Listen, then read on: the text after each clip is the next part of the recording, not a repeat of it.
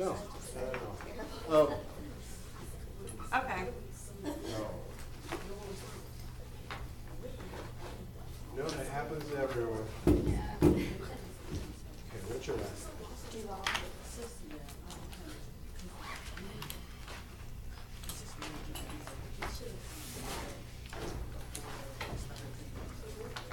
Go. Oh, hey. No worries. Last name. Oh, there we are. Make it easy too.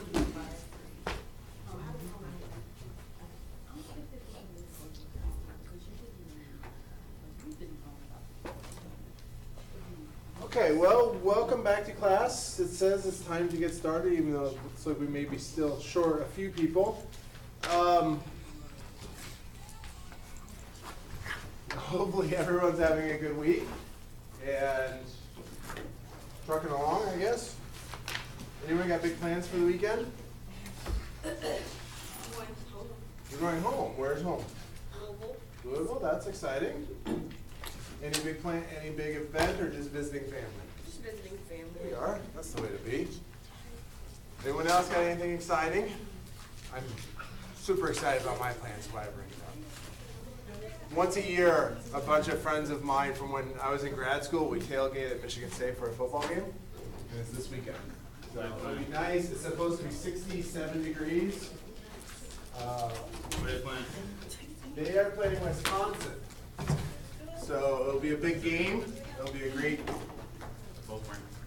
Oh yeah, both ranked. Like 10 and 13 or something like that. So it should be a really good time. It's nice because I get to see 20, 30 of my friends all at once from grad school. So it works out well. Okay. A couple of announcements. Do you guys, first off, let's start with this way. Do you guys have any questions about anything in general? Okay, a couple of announcements. I wanted to mention next week on Thursday is when our next clipping assignment is due. So put that in your to-do list, if you will. And then the other thing I want to mention, the next exam is 2 weeks from today, okay, according to my calendar. So we're moving up upon that relatively quickly, I think. So there you go. And then we'll just cover the stuff that we've learned in chapter 2. Yes, well, that's going to cover, it's going to start with the makeup of the atom, so the protons, electrons, and neutrons, with like experiments to study the makeup of the atom, and then it'll go until however far we get. Okay. I would expect us to make it through 3. 3 is going to be a relatively short chapter, I think, and possibly get started on 4. But we'll have to see how that all goes. It's kind of hard to say because we get distracted sometimes, or I get distracted sometimes. So there we are.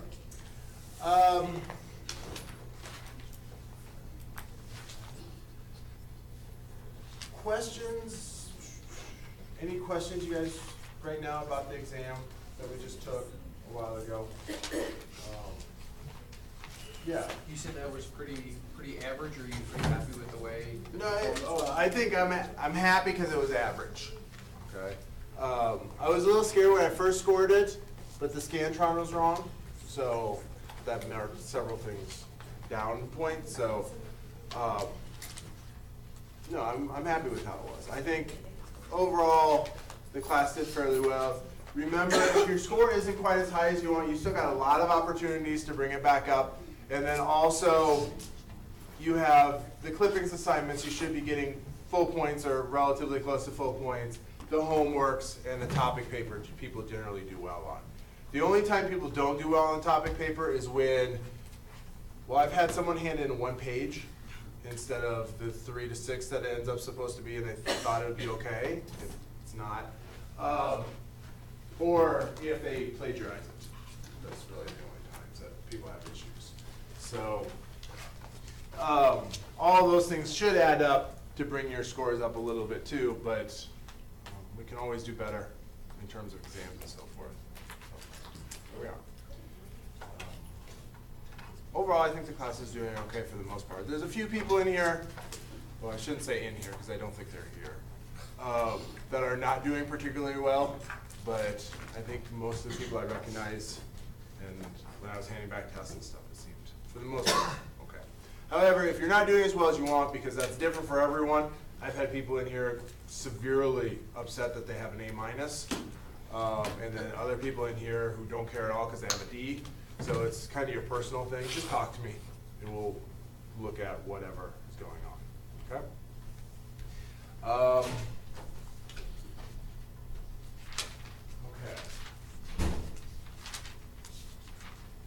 I think then from now, what we'll do is we'll continue on with what we've been talking about in class and the atomic model.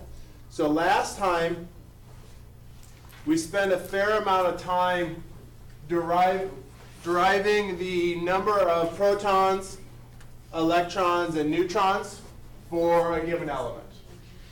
And we talked about it as a normal neutral element, meaning no charge, and then also when it has a charge. So when it has a +1, a -1, these types of things. And we did Bohr model last time, right? And we went through and looked at that with relationship to the periodic table and so on. And that really is going to lead us into our next topics, which is a continuation or an update of the Bohr model. And then after we talk about what's called the quantum model, or the update of the model of electrons, then we're going to move into chapter 3. And chapter 3 is going to concentrate largely on the periodic table. So the different parts of the periodic table, what we can learn about chemistry from the periodic table and those types of approaches. So just to get our mind started today, let's go ahead and do a Bohr model problem. Let's do sulfur, I guess 32, 16 with a 2- charge. So let's start at the very beginning, and for the first part of this exercise on your paper, see if you can figure out the number of protons, the number of neutrons, and the number of electrons that you would have for a sulfur 2-.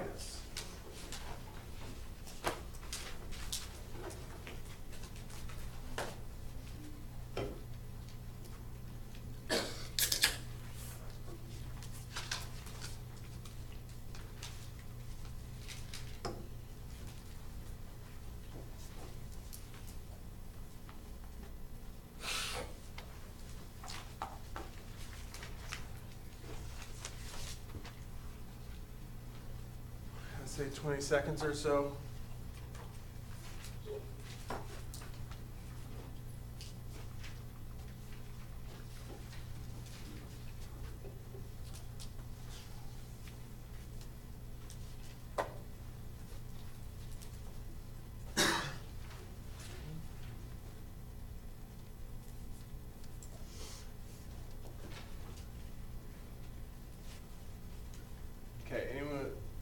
Everyone got their ideas?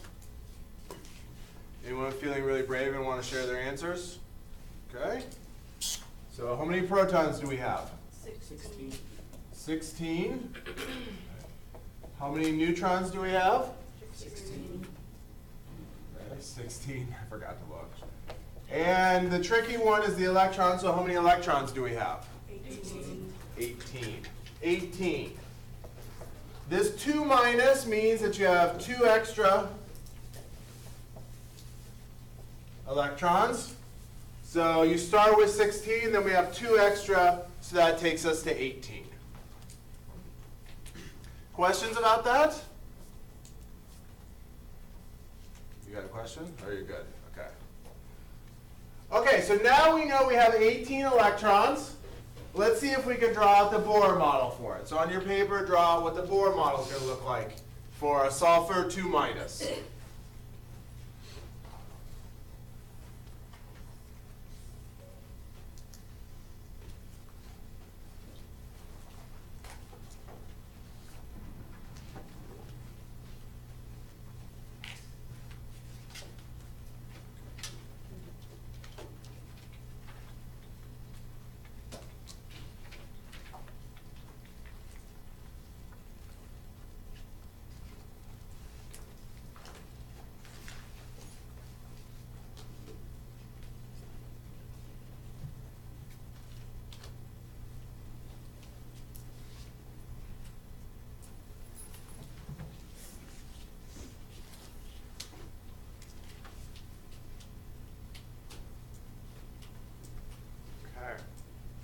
So the Bohr model for the sulfur 2- is going to start out with our nucleus.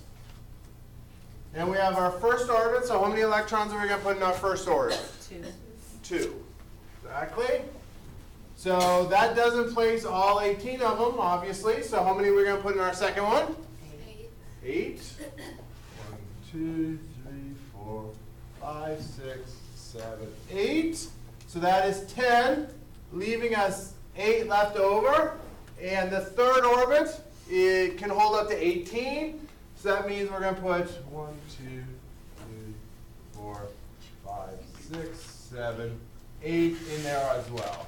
And that's going to be a sulfur 2-. All right, does everyone agree with that?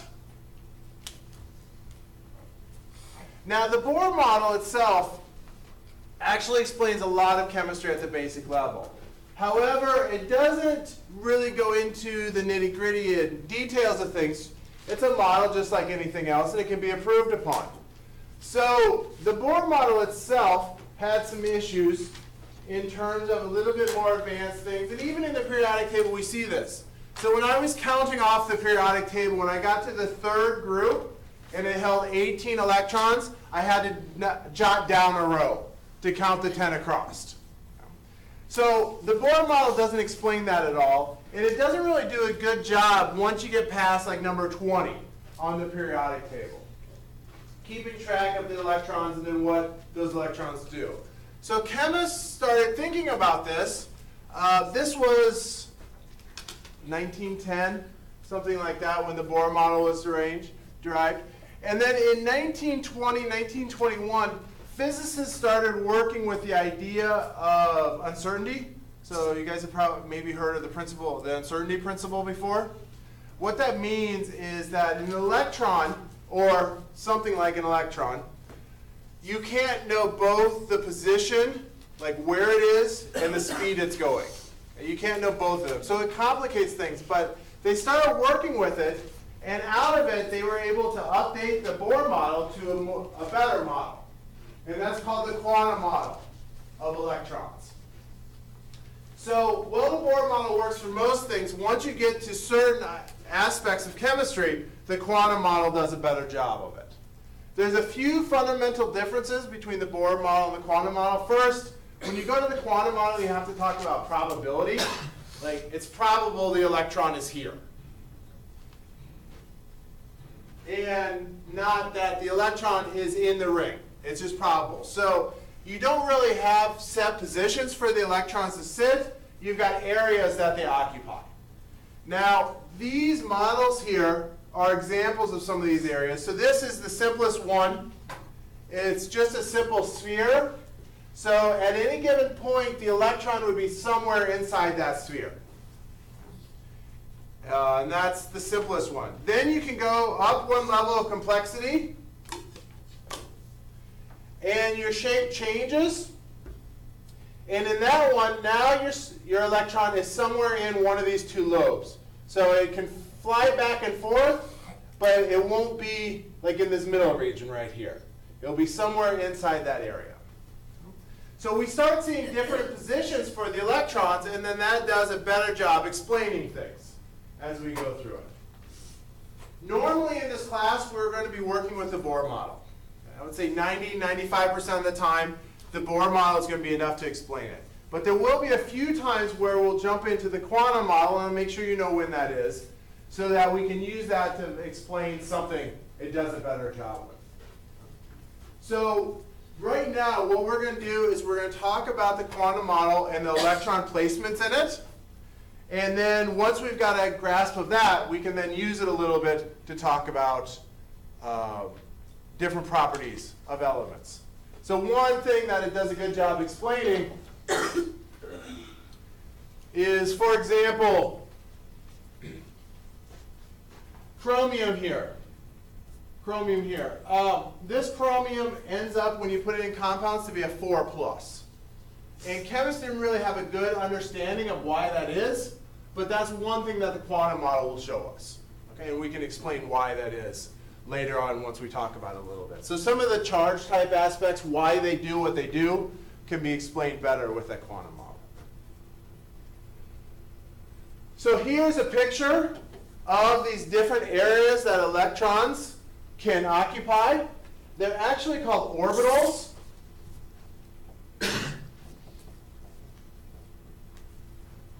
Not orbits. So in the Bohr model, they're called orbits. In the quantum model, they're called orbitals. I don't really know where the name comes from. So the simplest one is just a sphere here, and it's inside that. Now, it's not a ring, so it's not on the outer edge. It can be on the inside as well, or the outside as it goes through it. Then we go up one level of complexity, we get what we call the p orbitals.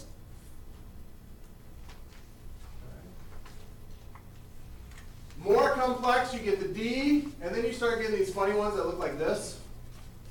Like it's got a ring around it, and then up and down and so forth. We're not too concerned about what all of these things look like and so forth. I just wanted to show them to you so that you can see the differences as we're going through it. What we're going to do is treat it as an exercise for electron placement. So to understand the quantum model, we have to understand a few different things about how we place the electrons.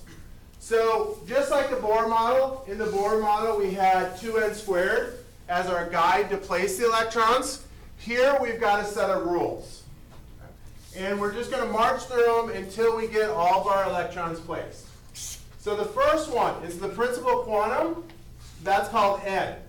This is basically the same thing as the orbit, just like in the Bohr model. So the first ring of the Bohr model would be the first principal quantum number. Okay, so the next is the angular quantum number. That's called L. And L is going to go from 0 to n minus 1. Now, these are the orbitals that I just showed you. So the sphere, we call them the P, we call it dumbbell shape. The D has like the 4 lobes on it and so forth. And they correspond to the possible quantum number. So if you have a 0, just one orbit, you only have S. If you have 2, then you would have S and P and so on. And we're going to do examples of this, so don't worry too much about it now. Let's just kind of put the ground rules down. After the angular quantum number, we have what's called the magnetic quantum, and that's going to be ML. And that's going to range from negative L to positive L. And then finally, we've got the spin, which is plus 1/2 and minus 1/2. Okay. So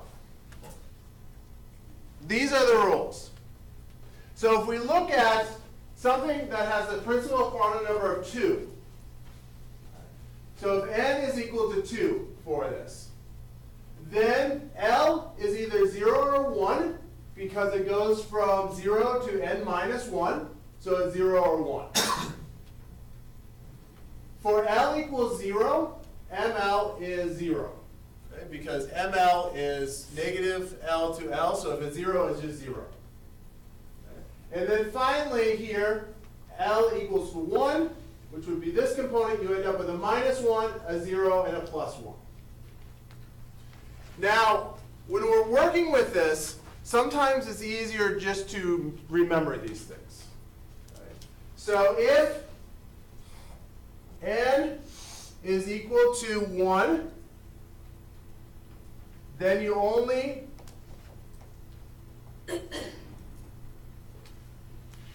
have one s orbital. So if your principal quantum number is 1, then the only orbital you have is that first s up there. And that's all you have. If n is equal to 2, then you have a 1s, 2s, and 2p. Now, what these are, this is your s, this is your s, and then this is 3 orbitals. So if we look up there on the example, you see how n is equal to 2? You're going to end up with L1 here. So that would give you 1 orbital, and then 1, 2, 3 would give you 3 more. So you'd end up with a total of 4 there. Here, for the 2's, you have 1, and then 3 more, which would be 4, as you're going through it. So let's just try a few examples here and kind of work them out. What? I know. So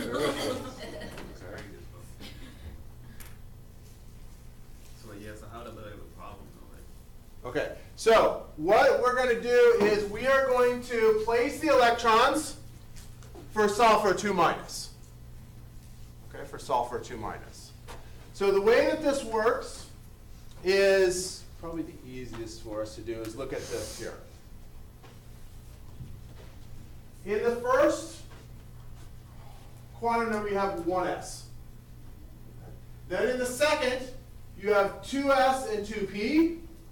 In the third, you have 3s, 3p, and 3d. So you see how you're gaining 1 every time as we go down. And then in the 4, it goes all the way over to f. Now, what we're going to do with that is just place our electrons in it.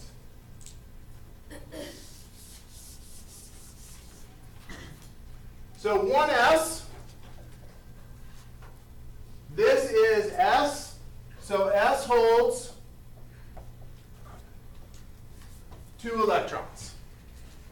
So s's always hold 2 electrons. So we're going to write this down as 1s2. 1s2 here. And that means that we've placed 2 electrons. I have a question. Yeah. So we're starting with 1 because it's the first one? We're starting with 1s. Is that what you're... Yeah, and Yeah. we do that every time we start with 1s. Every single time, every element there is, we start with 1s. Okay. Okay. Now, the next one, if we follow our red lines there, is 2x, or 2s. Okay. An s orbital, again, holds 2 electrons. So we'll do 2 there, and put 2 in. Now remember in the Bohr model how we started in the center and we just worked our way out until we ran out of electrons? The exact same thing is true here. So now we place 4 out of our 18 electrons. So next then, if we look through our lines, the next one after 2s actually ends up being 2p. So p orbitals hold 6 electrons. Okay, 6 electrons. So p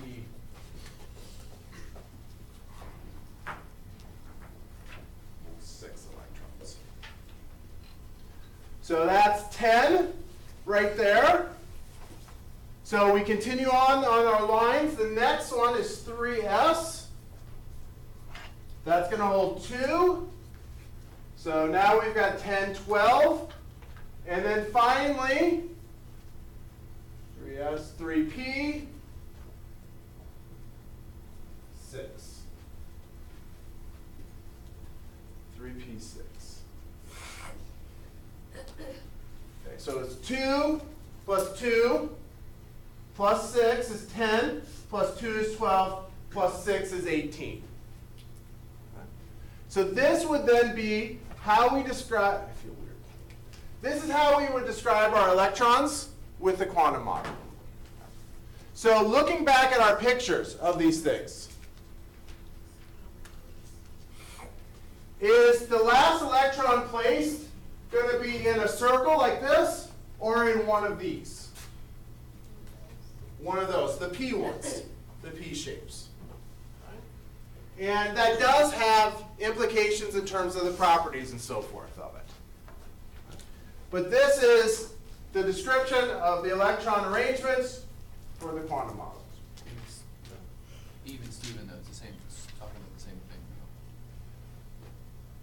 95% of the time, we're talking about the same thing as the Bohr model. Okay, so we've got the S and P. Let's finish it out. D holds 10 electrons. And then, I don't think I'll ever actually have you do it, but just in case you care, F holds 14 electrons. 14 electrons. Because every one of those pictures up there will hold 2 electrons in it. And that's the spin. That's why it holds 2 there. So these two descriptions here, this one and this one, are describing the same thing. This one contains a little bit more information than this one. So imagine your model of the solar system you made in first grade, or I made in first grade or second grade, whenever it was. It was little styrofoam balls that turned around. Okay. Compared to a model of the solar system that NASA has. Okay. One is a very simplified approach, and then one is a more detailed approach. And this one is actually a more detailed approach to explain the electrons. Yeah. What do the numbers before the letters represent? So the numbers before the letters represent Space value. the quantum number. I erased them. But that's the orbit. Okay. The orbit. So if you notice 1, you can only put 2 electrons into it. Over here in the Bohr model, you can put 2 into it. Here, for 2, you can put 2 and then 6, so you get 8. Remember, 8 is the maximum there.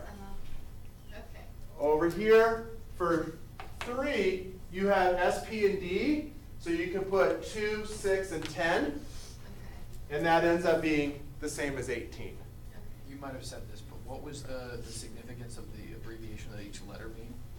So each letter is, in real life, it's the shape of it. So up there, so like the S's are always a sphere, the P's are always, I don't know what you call them. We call them dumbbells, but I don't think that's a very good description.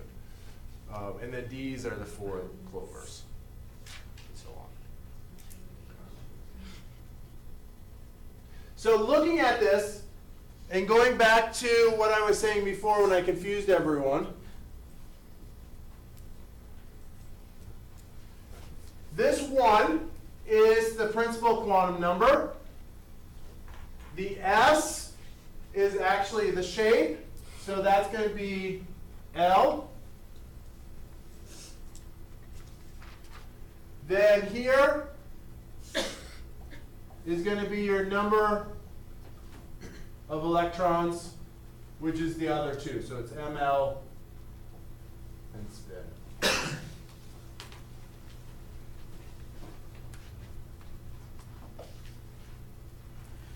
So you have your principal quantum number, which is basically your orbit.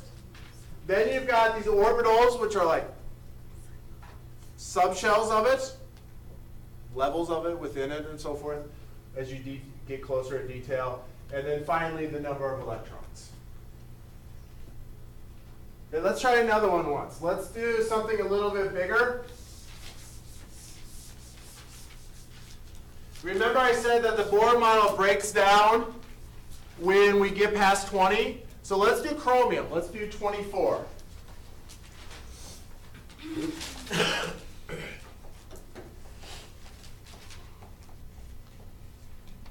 24 electrons. Now, looking back at this picture here, and you know what? I'm just going to make a decision and say it out loud so I can't go back on it. I'm going to give you this picture right here. Okay? So that way you don't have to memorize. It's not tough. You just write all the S's in a row, all the P's and so forth, but I'm going to give that to you. I don't think it's worth, in this class, you guys trying to remember that and so on. So do we still theoretically start out with those numbers first? Okay, yeah, you can start with that and work all the way through, absolutely fine. However, I'm short-circuiting it and just telling you that there's 24 electrons. All right. Yeah, So with that, 4s would be before 3d, right? yes, that's exactly what that means, and that's the key part of it. I guess I probably shouldn't say that. As you're following the lines through here, you notice that this 4s gets crossed out before the 3d does. So keep that in mind as you're filling them.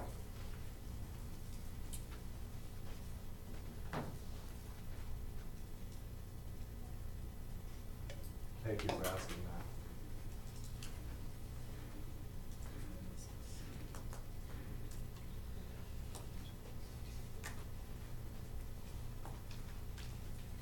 So we do 4S before 3D. Mm-hmm. That's confusing. That is confusing. However, I don't make the rules, so. Yeah, it's really confusing.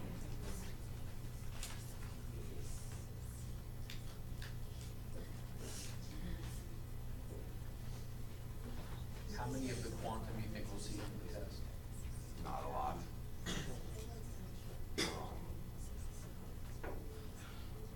There'll probably be a couple, but I care more about the Bohr model.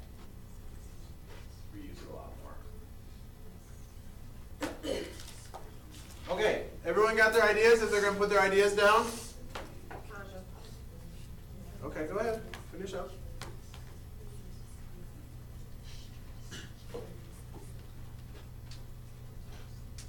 Okay, so if we have 24 electrons to place, we're going to start out with one s, and the s holds 2, 2s holds 2, 2p holds 6, 3s holds 2, 3p is 6, and then you notice that the 4s is actually next, so it's going to be 4s, and then 3d should be 4. 4. Yeah. On your 4s, you missed the 2. Oh, thank you. My mind had gone on to the D's already. And it's 3D4 because we're trying to get to 24. Yep. And are we just multiplying as we going across? No, you're just adding. So Oh, 2 you're plus adding. 2 plus 6 is 10, 12, 18, 20, 24. Got it. Yeah. Okay, so I follow where we went to the 3P and then we went back to 4S. Okay. Why did we go straight to 3D and not 4P? Okay, so as we're moving down the lines, we're going to start here, move here, then move to the next one in here, then here. Okay, now we get here, it's going to come down and hit 3P, and then 4S. Where we go back to the start here, and come down, and we hit 3D there. Okay, so we're working from the bottom up, or the end up. Yeah, from this way, Okay. as we're going through it. Does that answer your question okay? Yeah. Okay, so, any other questions about that? Yeah. Why do we go to 4S instead of, like, is there a reason? There Or is is. it just because? There is. It's not just the tournament students. So the way that these things fill and the way that it makes sense is, remember in the Bohr model, why did we start in the first ring? Do you remember? The reason we started in the first ring is because it has the lowest energy level. And then as we move out, we're moving up in energy. So electrons like to fill on the lowest energy and then work their way up. The same is true here. So when you start filling, you do a 1s, assume energy is increasing as you go up. 1s, then 2s, 2p, 3s, 3p, 4s actually falls below the 3d does in terms of energy. And this is something we actually measure. We don't just think this, we measure this and we know it. So because of the way that these sit in relationship to each other, this 4s actually falls below the 4d. Then we fill the 4p and then 5s and 4d. So it has to do with the way the order is. They didn't just make up this chart to, and then said that's the way we do it. They looked at the energy and they said, oh, this is a clever way to remember how that works. Now looking at the periodic table,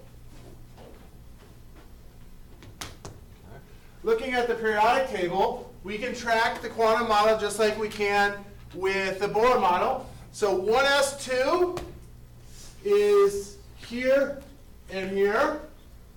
2s2, 1, 2. Okay. Then we've got 2p6, 1, 2, 3, 4, 5, 6.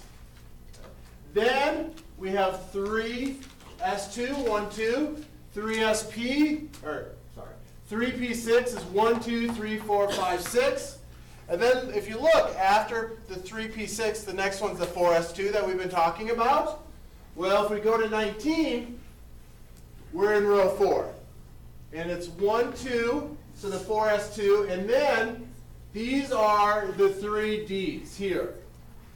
So it's 1, 2, 3, 4 there. And that's where the 3d4 comes from. Right? And in real life, when you have a compound with chromium, you see that a +4 charge is fairly common. And the reason for that is because of the d4 there. If I was to move over here to iron, that would be 3d, 1, 2, 3, 4, 5, 6. Iron oftentimes forms a +6 charge. Yeah? So when we're like looking for an element, let's say we were looking for, Doesn't matter. This CU. one. Okay, CU, okay. You literally pointed right at it. So okay, so we would say that we're looking for Cu with 29 electrons, 29 electrons. If there's no charge, it's going to have 29 electrons. unless a charge is added. Unless a charge affects Okay. that. Yep. So let's do that once. We'll walk through it. So let's do copper, Cu, and let's do a 4+. So this time, the first thing you're going to want to do is find out how many electrons you have.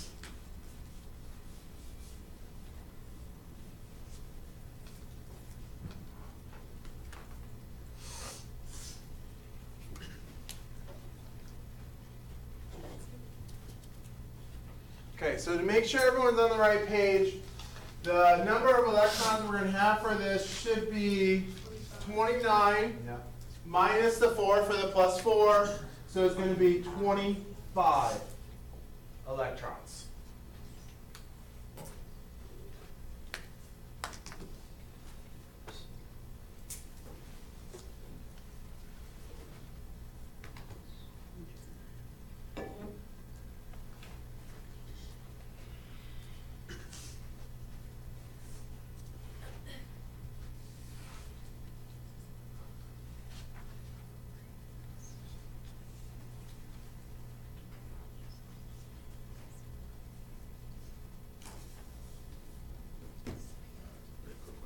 Yeah. So we did say 29 minus 4, right? 29 minus 4, yep. Because whenever you've got a positive here, you're losing electrons, so that's where And then what is a negative add? Mm-hmm, exactly. Again, I didn't make the rules. It has to do with the fact that electron's a negative charge, so when you're adding and subtracting electrons, it's like doing the opposite. Okay, let's say 20, 30 seconds.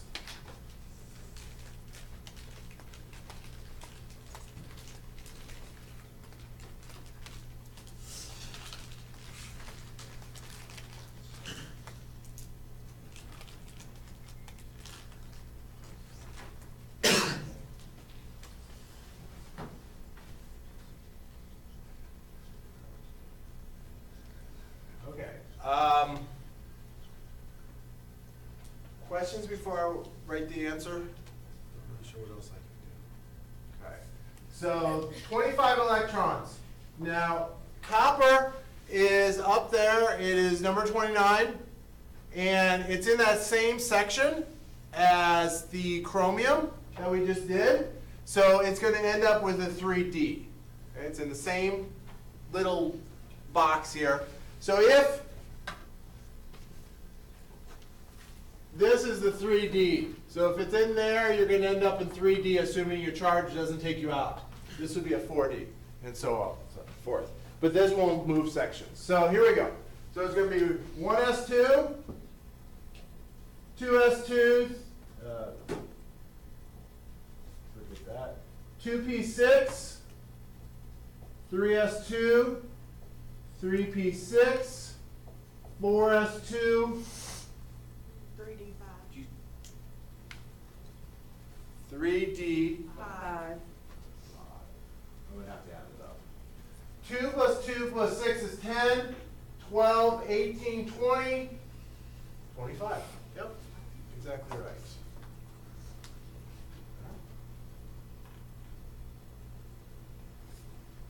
Questions about that? Do you end up still drawing a picture at this point? No. With that, or don't No. you? No. So that's the final part, right? This is the final part, yeah. To draw a picture of this, you would have to overlap all of these on top of each other.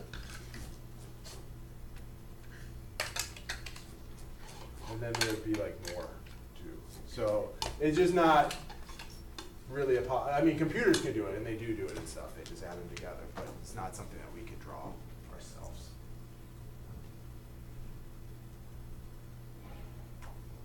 Okay. Do you guys think you can get a grasp of this part here, adding in the electrons and so forth? Yeah. So pretty much we just gotta know what shells hold what. I think that's the best way to do it. Okay. My question kind of was the same thing. Could you explain just why they hold what they hold? Okay. Is that beyond our scope? No, no. Bless you. But I know, like, for example, with the Bohr model, it's, 2n. 2n squared. So you have 2, 8, and then 18. It's not- Yeah. I'll explain it, and you can decide if you want to remember it or not. The real reason why has to do with this here. So when you march through each possibility, so if your principal quantum number is 1, then your angular is either 0, or actually it's just 0. It's just 0. So then you have these two, which are 0 and then 2 here. So that's why you end up with 2 electrons in the first one. Because 1, 0, 0, and then 2 would be 2. And now when we go through 2, I've got it written down here. 2, you get 0 and 1, 0, 0. So you end up with this one here, which is 2, and then this is 6. So this is our P, and then this is our P, and that's our S as we come out of it. So the reason why it's 2, 6, 10, and 14 has to do with the number of orbitals that you have. So it may be easier if I explain it this way. So these are pictures of all the orbitals. So the S, there's only one shape for it, and it holds 2 electrons. So S holds 2. P, there are 3 shapes, each hold 2 each. So you end up with 6. Does that help at all? And then D is 5, so 10, F is 14. Yeah. So there's more to this. However, I don't want to cause a mutiny in class or anything. So I think what I'm going to do is this. Only thing I'm going to ask you guys to do from the quantum, and really it's the most important part of what I want to use later, is be able to draw out these types of designations for it. So if I give you an element and say, what would the electron placement be for the quantum model, then you would write out something like this. Is that Doable? Okay. Now, let me see where I'm at. I'm all over the place. There are other ones. So we talked about the first one there. There's the Pauli exclusion principle and the Hund's rule. We're not going to talk about those at all then. We're just going to forget that. We're also going to forget the part I was doing earlier. Because of that, there are homework questions over those in the homework set. And since we're not covering it, it's not fair. And I know some of you have already done the homeworks and so forth.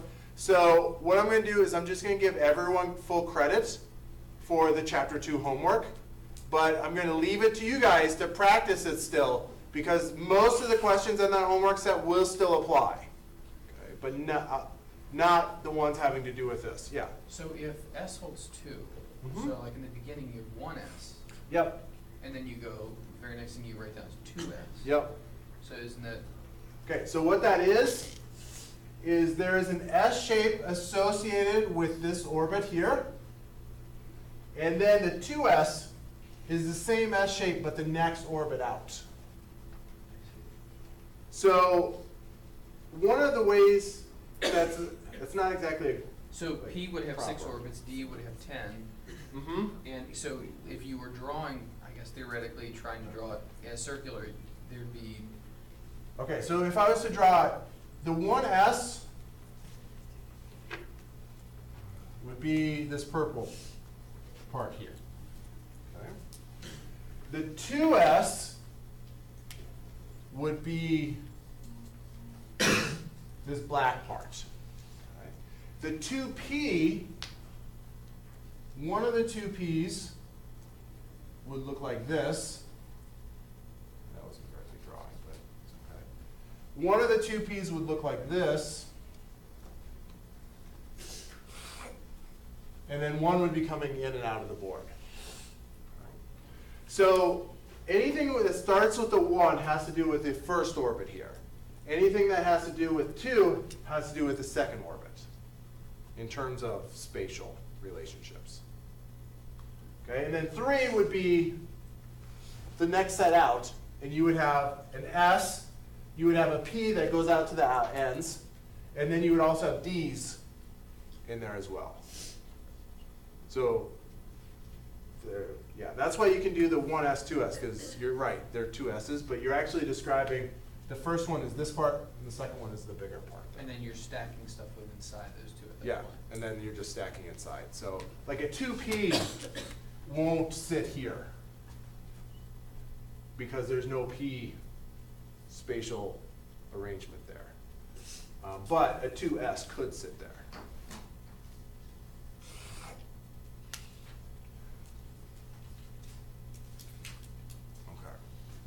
Okay. Let's do another one.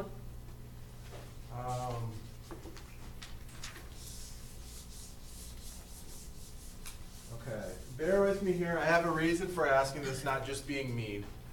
I guess it really doesn't matter. Let's do 2 of them. Let's do phosphorus 15. And let's do neon with 10.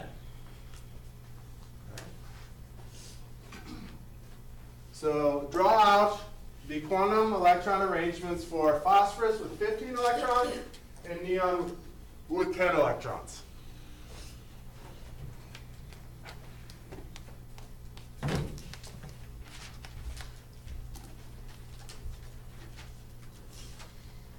Oh, there's your picture back.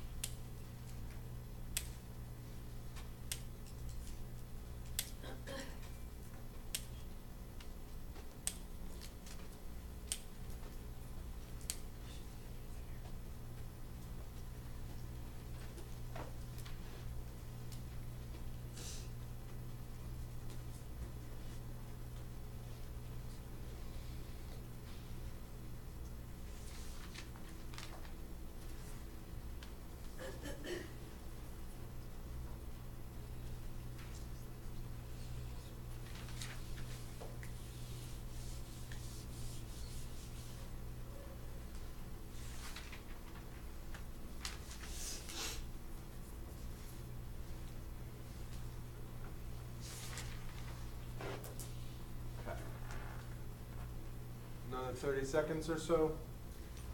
Okay.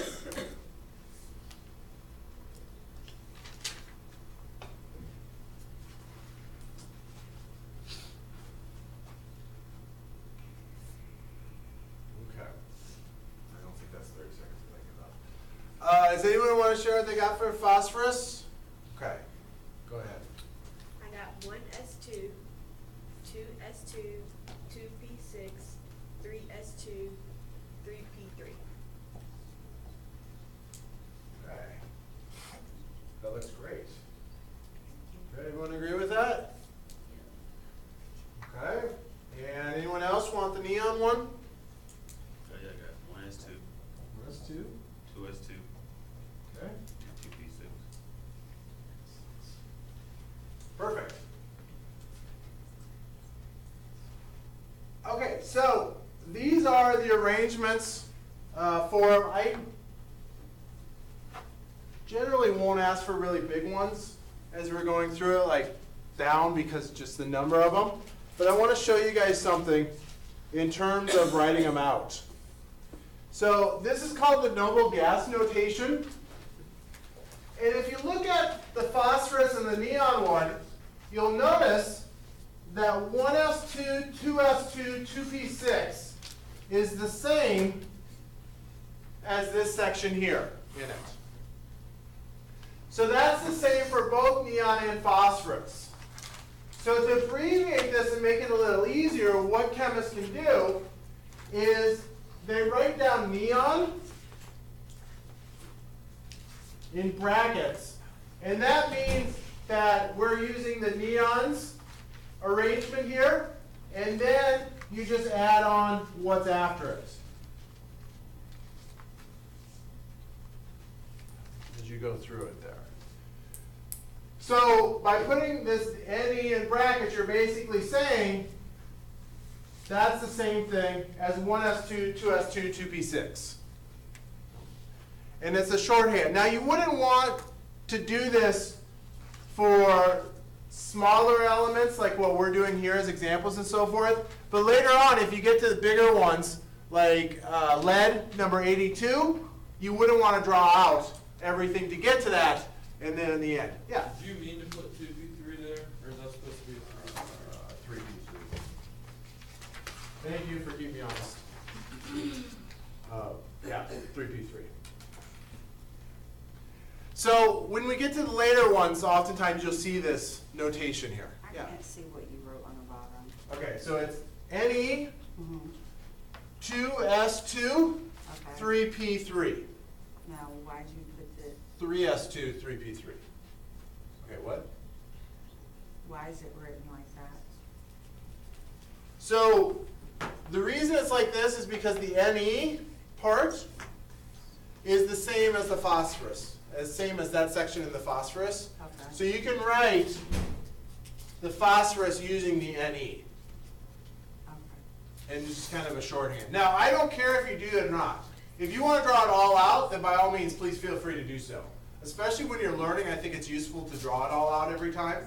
But if you get a hang of it and so forth, then you can kind of shorthand it as you're going through it.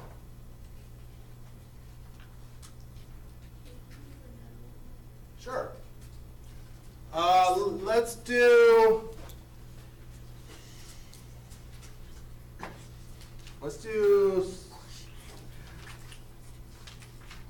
I guess sulfur. No, yeah, I guess just plain sulfur. So sulfur with 16 electrons.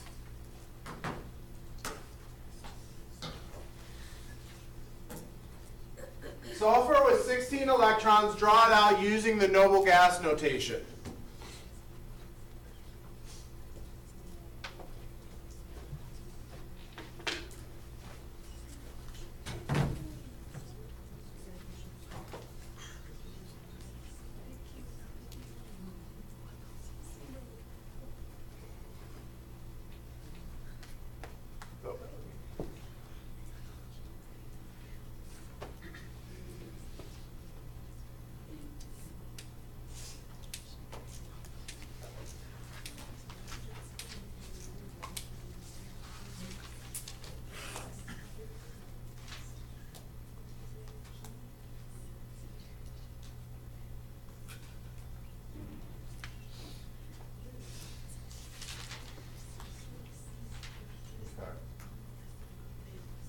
say 15, 20 seconds.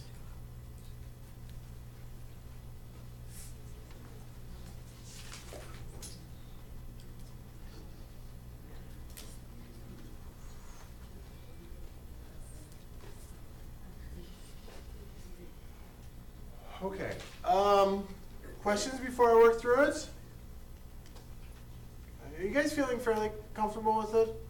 Drawing these out? Yeah, okay.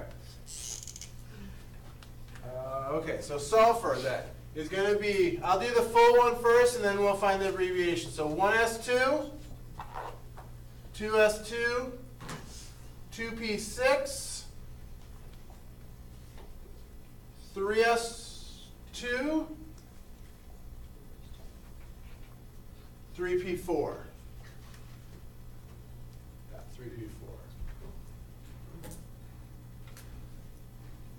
Everyone agree with that? Okay, so then the part that we can represent with the noble gas, the neon here, noble gases, by the way, I should probably have told you that if I haven't yet. Noble gases are the name of this group here. These are called the noble gases. They're called that because they don't react with things. It's not noble as in like royalty. Noble in chemistry means non-reactive. So the noble gas notation means using a notation of this. It's basically just because it's at the end of the line there. So neon then, 1s2, 2s2, 2p6 is right here. So Ne brackets 3s2, 3p4. So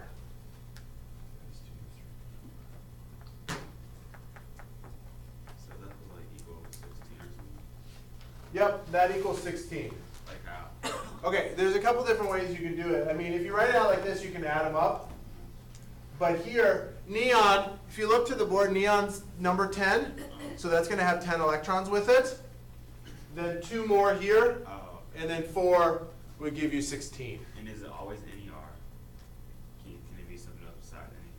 Yeah, oh yeah, it can be something other than NE. I wouldn't necessarily ask you guys to do it, but lead, for example, lead's abbreviation is going to be Xe. And then, let's see, 1, 2, 3, 4, 5, 6. 6s2, 4f14, 14, then the next one is 5d10, 6p2.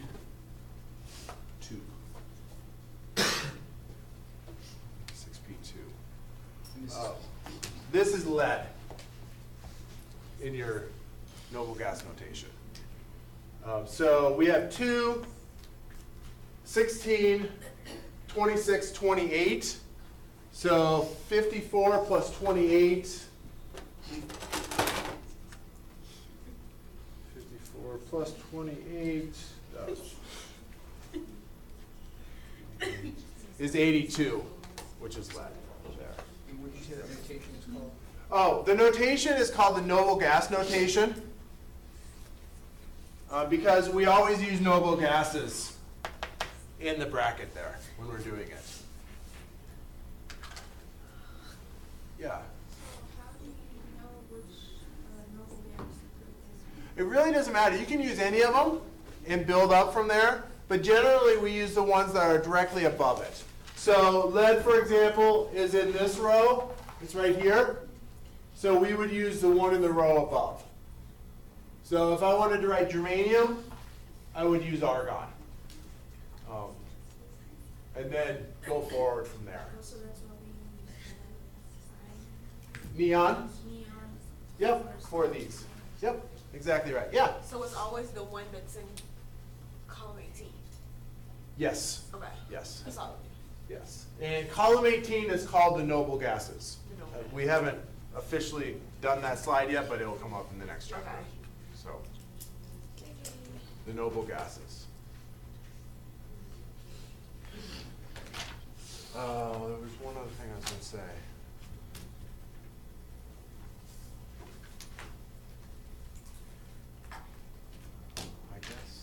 guess I'm good with that. You guys good with that for now?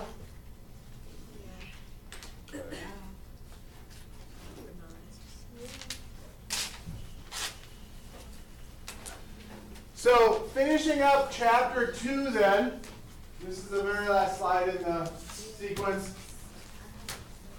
We're going to use the Bohr model 90% of the time in class and then only rely on the quantum model when we need a better description of the electrons. As you can see, this is a more separated description because you've got the S and the P's and the D's and it tells you where that electron is exactly. But for the most part, the Bohr model is going to be enough for us, so we'll rely on that throughout the course. I do want you, however, to recognize the quantum model is an updated version, and it does do a better job explaining the fine details. Yeah? So will you classify when you wanted to use the Bohr model or the Absolutely. quantum model? Okay. Absolutely. You won't have to know that at all, and I'll say, hey, to understand this, we need to use the quantum model, and then we'll use it. Okay. Or like in an exam question, I'll say, write out the electron placement using the quantum model Okay. directly or something like that.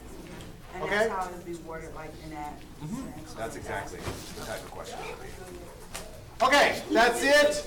Enjoy your weekend. I will see everyone Tuesday then.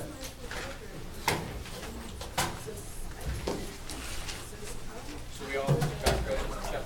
Yes. Yes. Give me 4 seconds.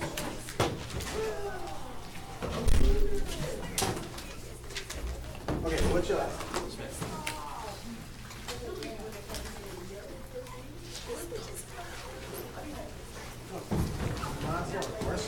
Okay, no problem.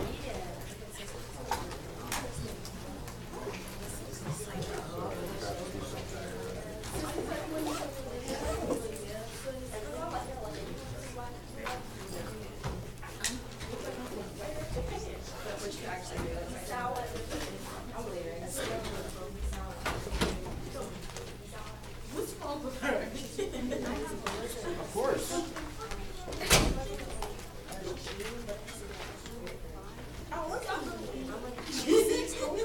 Okay. So this should be a mixture of elements? Yeah. So an element, compound, mixture of compounds, mixture of elements, or mixture. Because you've got different types in there, the clear ones and the black ones. So that should be a mixture. No, no problem at all.